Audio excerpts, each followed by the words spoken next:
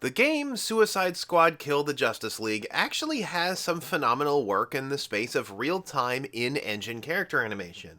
Clearly, a lot of work went into the design of this thing, and a lot of the animators applied a ton of polish.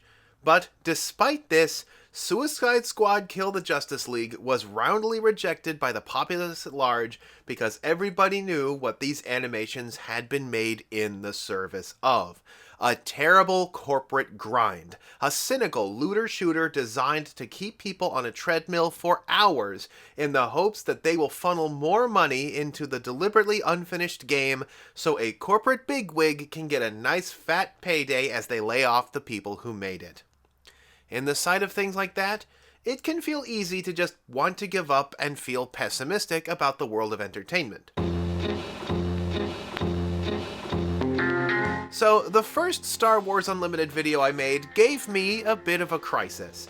I heard myself talking about how the reasons I wasn't terribly passionate about the new Star Wars game came from my personal fatigue and from falling out of love.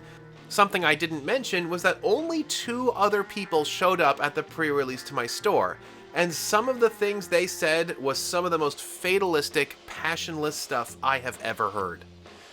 I couldn't help but wonder if I had somehow contributed to that attitude. The video I made about Duel Masters, a game that really did ignite my passions, feels so long ago now. A lot has happened since the blue box came into my life, and since even that video, we've had things like companies confiscating people's cards, scalpers ransacking art museums, and Kickstarter games made with AI-generated slop that have grading slabs as backer rewards. It's hard not to feel cynical. But for a lot of it, it was this sort of defeatist attitude about games in general. It was not uncommon to see negative comments about videos full of tired-sounding people, and of course those who are always negative out of a sense of superiority, if that makes any sense at all. But I started to wonder, is it me? Have I just burnt out? Has turning this interest into a job sucked the life out of me and caused me to scold things that are otherwise actually great? Am I dwelling too much on the negative? Have my expectations gotten too high? Would I say a game is too unknown, too mainstream, too out there, and too safe all at once? I kinda worry that I have. I went out and touched grass for a while to think about it. Got the first fresh donut at the donut shop, watched the Star Wars short made by the Wallace and Gromit people, and I got to thinking. And then I remembered the Duel Masters blue box. I actually filmed the entire process of opening the box, complete with commentary, something that I did for less than a minute of footage in the actual final video, and I remember the giddiness I felt as I perused it. But the thing is, it wasn't just the nostalgia making me feel this way. I think part of my problem is that nasty habit of trying to describe the things that bother me in a logical way. About how the form or function clashes with this or that. Maybe that's my mistake. Maybe I don't need logic to explain the problems I have with these things. Like the box for Grand Archive. Here we have this beautiful and vibrant external box featuring this Catgirl character on the front. But when I open the box, does that charm continue? Do we get an internal design that builds on the expectations given by this box? Do we get to know more about the character inside and learn about the game in a wholesome, enchanting way? No. We get a QR code. Cold, distant, alien, inscrutable. This is where the magic stopped and it became just another product in a mountain of products.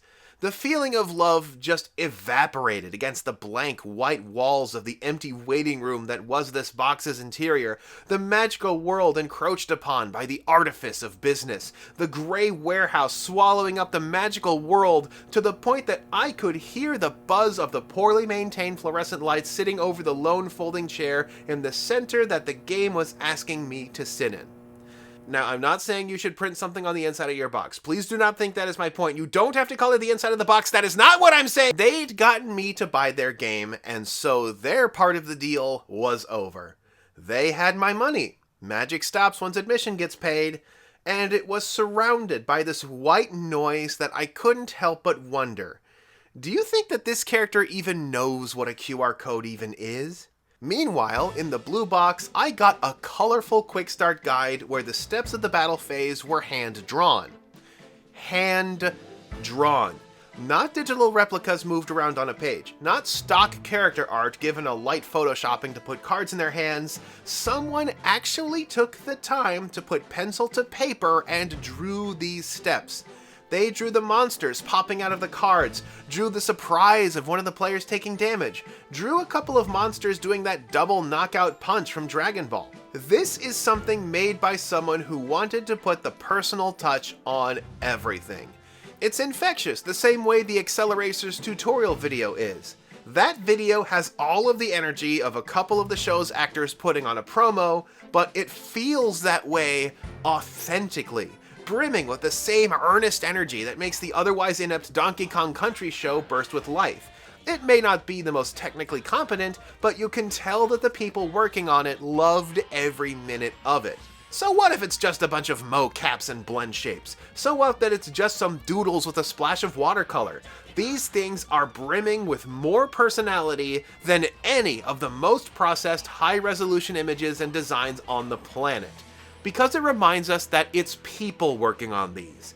People who have created a whole world that they want you to experience, and all those little imperfections speak to that authenticity. I mean, it certainly left a better impression than a video performed by a pair of barely moving stock clip art characters voiced by a synthesizer. I think this is why so many of the new games I've seen have rubbed me the wrong way. They're cloying like the Suicide Squad game, or a corporate brand's attempt at a meme on Twitter, a company asking me for money rather than someone inviting me into a world or indulging in the wonder of creation. See, we're funny too, haha, give us money. I believe with all of my heart that something inept done passionately will always resonate more than the cold polish of a corporate machine or the weak facade of a scammer. It's why people talk so endearingly about those old video game instruction manuals.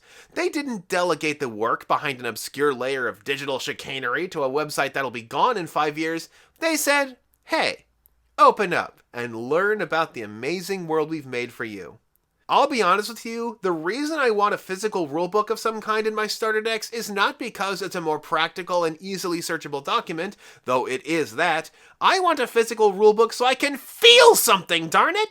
I remember in the starter deck video, where I beg and plead for people to show me how great their games are on the back, I see now that was a cry from deeper within. I want to see games where the passion comes from every inch of the design. The best thing of all about this Duel Masters rulebook is that it's not trying to be something else. It's not trying to look like another card game or another genre. What it most resembles is itself, free of the constraints of expectations and genre. If I, in any way, have caused you to question the passion behind anything you're developing, I sincerely apologize. You don't deserve to have your work frowned upon in such a way. I know I sometimes fall into the trap of flippantly dismissing a design idea, but I'm trying to get better. Believe me when I say I'm not in this to make people want to give up. I want to make sure that what people have made becomes the best it can possibly be. I mean, don't even try to say that it's technical issues or anything, because if you have a phone, like the one you're probably watching this on right now, you have access to a halfway decent microphone and a full HD camera. My shooting set is literally a plastic table with a moving blanket on it. Pencils are cheap, editing software is free. The only thing stopping you from creating is you! An interesting item from my collection is a copy of the famous Super Metroid Player's Guide that I rescued from a thrift store. This Player's Guide is famous for the amount of care that went into it, and if it wasn't for the awful rip on the front cover, I would thumb through it more often. Because it is filled to the brim with artwork of Samus the Bounty Hunter's adventures in space, with artwork for each step of the journey, every one a masterpiece. We see Samus using the new moves, fighting the new enemies, escaping the new traps. We don't really get things like this anymore, and it breaks my heart.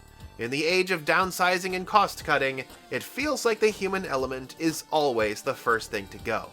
I don't think the current era of games better encapsulates my theory that inept passion beats corporate polish more than the recent collapse of the AAA space in favor of more independent titles. So many things we're seeing now where the passion doesn't get ground up as grist for the corporate mills and deftly swerves between the dodgy efforts of small-time scam artists to deliver new experiences you never even knew you wanted from someone who will gladly gush for hours about their characters and their process. One where the passion drips from every low poly surface, clearly caring more about the delivery of the experience than the package it ships in, where the love is the thing that is most on display.